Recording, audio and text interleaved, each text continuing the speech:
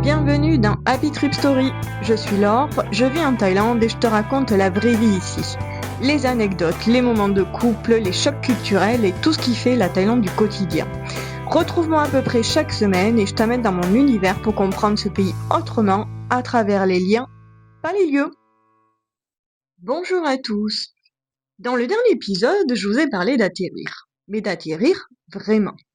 De ralentir suffisamment pour devenir disponible. Ça a fait écho à certains. Alors aujourd'hui, je vais vous parler un peu de la suite. Parce que ralentir ne suffit pas, encore faut-il savoir quoi regarder quand on est en Thaïlande. D'abord, observer, ce n'est pas analyser, ce n'est pas comparer, ce n'est pas juger. Observer, c'est plus que regarder. C'est apprendre à lire une culture qui ne parle pas votre langue émotionnelle. Et ça s'apprend. Alors observez quoi concrètement, me direz-vous? Quand vous êtes sur place, voici ce que je vous invite à regarder, à observer. Comment les interactions préservent l'harmonie. L'évitement du conflit, la place du silence et la manière dont les gens disent non. Ou d'ailleurs pas. La façon dont le collectif passe avant l'individu. Ce ne sont pas des détails mais des codes sociaux. Je vous en parle souvent dans mes contenus et dans ma pratique d'accompagnement parce que cela évite que l'on interprète les situations avec nos filtres occidentaux. Parce que quand on arrive ici, avec nos codes occidentaux, nos habitudes, c'est là que naissent les stéréotypes. Des fois j'entends souvent, les Thaïlandais sont comme ci, sont comme ça, mais en fait, non, c'est parce que vous avez mal lu la scène, mal interprété la situation, vous n'avez pas les clés pour lire. Dans mon accompagnement, je m'appuie sur 7 attitudes qui sont profondément ancrées dans la culture thaïlandaise. Alors je vais vous en dévoiler quelques-unes. Ce ne sont pas des concepts décoratifs, ni du folklore spirituel, mais vraiment des clés de décodage relationnel. Alors je vais les citer, mais comprenez bien, ce n'est pas la liste qui transforme, c'est la pratique. Alors d'abord, on en parle souvent, le Mai Penrai. Observez comment l'imprévu est absorbé sans drame. Le Jai Yen. Observez la maîtrise émotionnelle dans les situations tendues. Le Kreng Jai. Observez la délicatesse invisible, le souci de ne pas déranger. Sabai Sabai, observez la détente comme mode d'existence, pas comme un seul mode de vacances. Et le Namjai, observez la générosité spontanée, sans attendre de retour.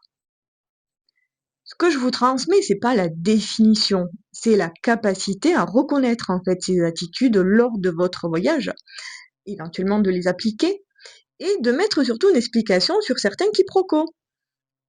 Parce qu'ici, c'est une façon de vivre et de réagir. Des codes sociaux que vous allez rencontrer dans un taxi, un marché, une négociation, une conversation, un silence. Alors, comment observer? Comment observer sur place? Je vous propose 3 pratiques simples déjà. Retardez votre interprétation. Quand quelque chose vous surprend, ne concluez pas immédiatement. Attendez, regardez, respirez. Observez les réactions, qui parle, qui se tait, qui sourit quand il y a tension, qui évite le conflit direct. Les hiérarchies, vous en parle souvent, c'est une société hiérarchisée et ça a son importance. Observez votre propre réaction.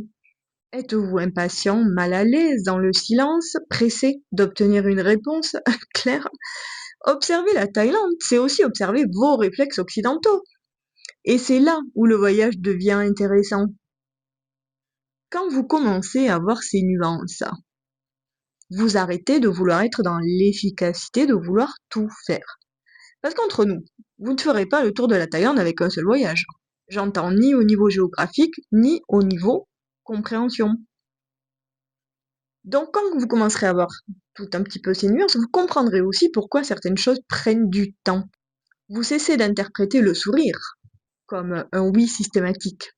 Vous voyez la subtilité là où avant c'était flou.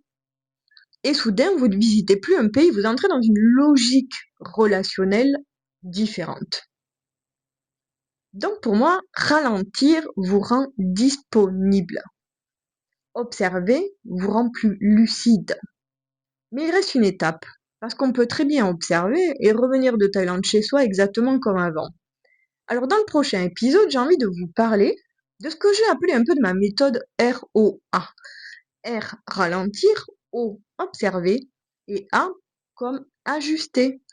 Comment faire pour que ce que vous avez vu transforme réellement votre posture et que ce voyage ne reste pas qu'une belle parenthèse exotique.